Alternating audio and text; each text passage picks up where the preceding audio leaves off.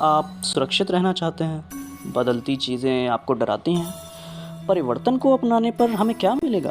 तो आइए शिव से पूछते हैं। चंद्रशेखर का अर्थ है मस्तक पर चंद्रमा धारण करने वाला व्यक्ति। ये कहानी उस समय की है जब शिव बहुत समय के बाद पार्वती से विवाह करने के लिए राज़ी हो गए थे। तो इस पूरे ब्रह्मांड में सभी प्रकार के प्राणी बहुत खुश थे। वे सभी शिव विवाह में भाग लेना चाहते थे। अगर आप नहीं जानते तो बता दूं कि इस पूरे ब्रह्मांड में हर तरह के जीव जंतु हैं। सिर्फ इंसान या जानवर ही नहीं, अरबों तरह के जीव जंतु हैं और अकेले शिव को ही सभी को प्रिय हैं। इसीलिए जब इतने सारे जीव एक स्थान पर मिलेंगे तो उनमें बहुत सारी परेशानियां होंगी, लेकिन चूंकि शिव वहाँ मौजूद हैं इसलिए एक सुंदर अराजकता होगी। आमतौर पर जब दूल्हा आता है तो उसे हर चीज़ में सबसे अच्छा दिखना चाहिए। पोशाक, मुद्राएं, सामाजिक समुदाय, हर चीज़ में दुल्हन के परिवार को यही उम्मीद होती है। इसलिए जब शिव बारात पार्वती के पिता हिमवान के द्वार पर पहुंची तो सभी महिलाएं विशेष रूप से द्वार पर दूल्हे का स्वागत करना चाहती थीं। लेकिन शिव वो कैसे दिखते थे? वो एक 9 फीट लंबे व्यक्ति थे, पूरी तरीके से हष्ट-पुष्ट, एक सफ़ेद बैल पर बैठे हुए, हाल ही मरे हुए हाथी की खाल पहने हुए थे जिसका खून चारों तरफ से टपक रहा था। शिव भस्म में लिपटे हुए थे, गले में नाग, नरमुंडों की माला पहने हुए थे, सारी जटाएं खुली हुई थीं और उनके हाथ में एक त्रिशूल था। उनके सभी सहयोगी सभी प्रकार के राक्षस और दैत्य थे।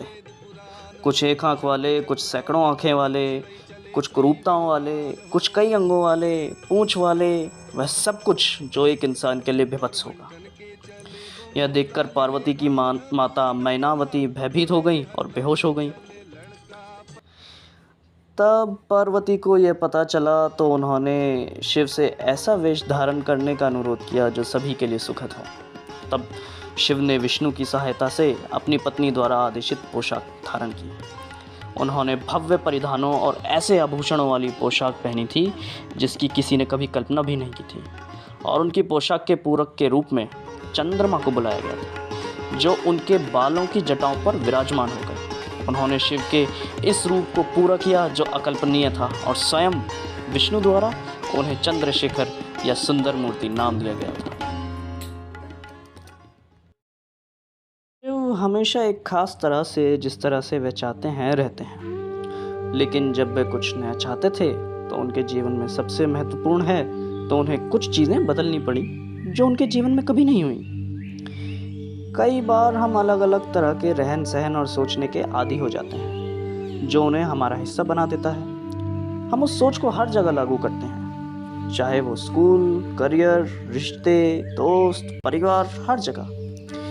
लेकिन इससे बचना चाहिए। सबसे पहले यह बात तय होनी चाहिए कि स्वीकृति और अपनाना ये सब प्रमुख कारक हैं। बिल्कुल प्राकृतिक चयन के सिद्धांत की तरह, जहाँ जो प्राणी अपने आसपास के परिवर्तनों को अपनाता है वो जीवित रहता है और जो नहीं बदलता है वह मर जाता है। जब आप स्वीकार नहीं करते और अपनाते नहीं हैं तो आप फेल हो जाते हैं।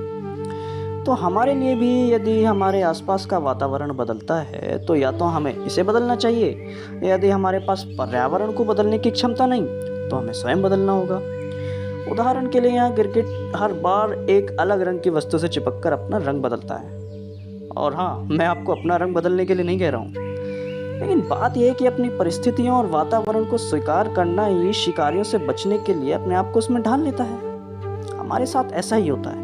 हम बदलाव नहीं चाहते, अपरिवर्तित रहते हैं क्योंकि हमारे मस्तिष्क को बदलाव पसंद नहीं, सुरक्षित स्थान पर रहना चाहता है ताकि कोई बदलाव ना हो। इससे कोई फर्क नहीं पड़ता, अच्छा हो बुरा हो, दिमाग इसे सुरक्षित मानता है और सुरक्षित रहना चाहता है। जब कोई ऐसा करता है तो ज़िंदगी बोर हो जाती है और हमें लगता है कि ज़िंदगी में कुछ नया क्यों नहीं है। वो इसीलिए क्योंकि हम ऐसा होने ही नहीं दे रहे हैं।